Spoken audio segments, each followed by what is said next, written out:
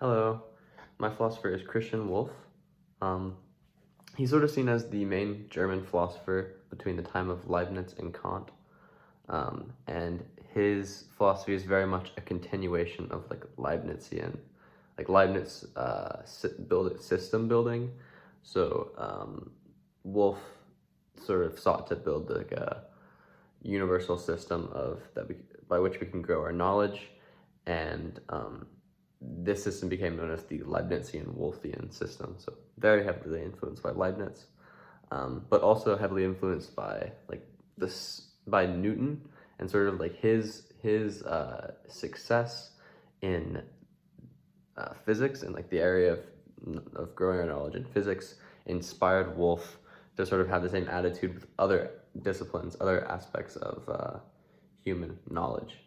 So he's like, he thought we could have this systematic approach and understanding to all other areas. So I'll sort of give a quick biography and then talk about his system very briefly. So he was born in 1679, so right in the time of Leibniz and Newton, sort of like the end of their time. And he studied theology and math and natural philosophy, and then studied philosophy in university, and wrote his dissertation titled On Universal Practical Philosophy, composed according to the mathematical method. So that sort of exactly and perfectly encapsulates what his goal is in philosophy. He wants to make like a universal practical philosophy. So a philosophy that is for the general public and has like actual meaning, not just like super theoretical. And composed, that's very, very like logical and systematic and mathematical. So it's sort of, I don't know, he sort of puts it perfectly. And this dissertation got the attention of Leibniz, and Leibniz sent a bunch of recommendations for him at a bunch of different universities. Through an odd series of events, he ended up at one university and wrote in many different fields, taught in many different fields. But most importantly, he wrote in German and taught in German, obviously, which was a big step at the time because most philosophers would write in Latin or other languages like French. And him writing in German sort of very much popularized his philosophy in Germany. He was sort of known as the teacher of German philosophical, like the teacher of German philosophy at the time.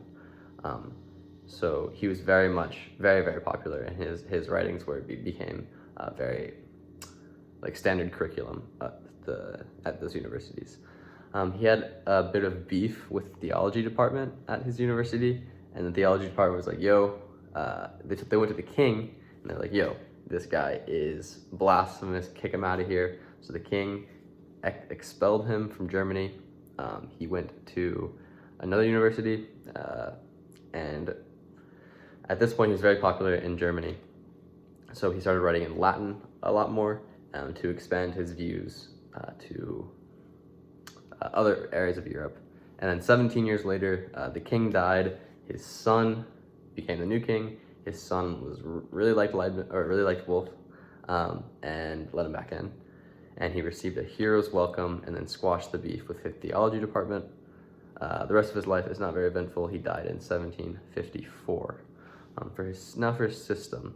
His system is based on two rationalist principles. So the principle of contradiction, which basically states that any statement that is true does not contain a contradiction. So it's sort of like identities, a priori identities of things.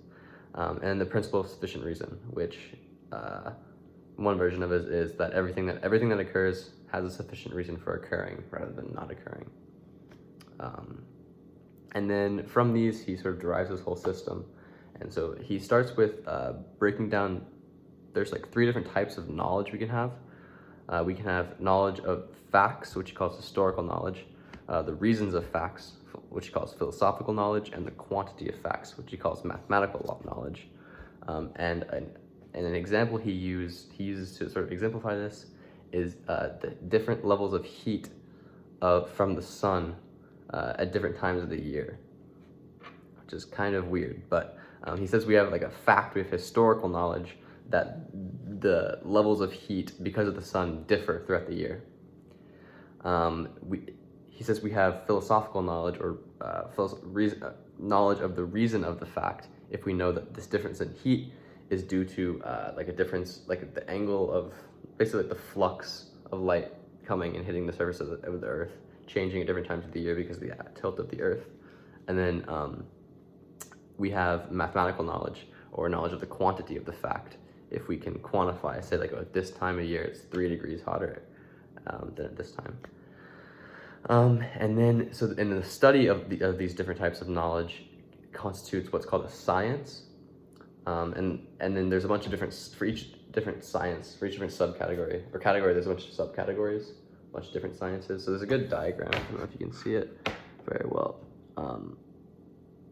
But yeah, that's a good diagram of sort of how these break up, these 3 types of knowledge, or mainly philosophical knowledge, breaks up into all different types of human understanding. And then from there, he sort of outlines a method of invention, or like art of discovery, called ars inveniendi, which is like a weird Latin term. But it's basically, he has a pretty detailed description of it, but in short, it's a habit of extracting unknown truths from truths that are already known. And he sort of steps away from the a priori, like building a system based on, or building our knowledge based on definitions and a priori knowledge. He also includes a posteriori knowledge, which is a move at the time, big move at the time. And yeah, that sort of constitutes his system, his outline of his system, and biography. So yeah, thanks for listening.